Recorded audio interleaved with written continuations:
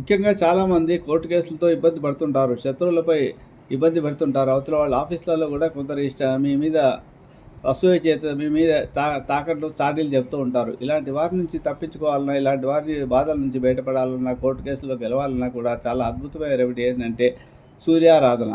ఆదివారం రోజు ప్రారంభించాలి.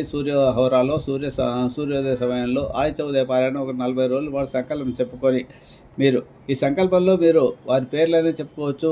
వారు మీ గోత్రనామాలు చెప్పుకొని నన్ను ఎవరు కూడా ఇబ్బంది పెట్టకుండా ఉండాలని సంకల్పం చెప్పుకొని ఒక ఊదుకడ్డి వెలిగించి కూర్చొని రాత్రిపూట రాగి చెంబులో నీళ్లు ఉంచండి. ఆ నీళ్లను సూర్యుడికి ఆదిత్య ఉదయ పారాయణం చేసిన తర్వాత 3 సార్లు సప్తాక్షరం ఉత్తమరుడం ప్రచన్నం కష్టం ఉత్తమం శ్వేతవద్వదనం దేవం సూర్యం ప్రధాని స్తోత్రాన్ని జపం చేస్తూ విడిచిపెట్టండి. ఆరోగ్యం విడవండి. అలా ఇడవడం 40 రోజులు చేస్తే మీకు తప్పకుండా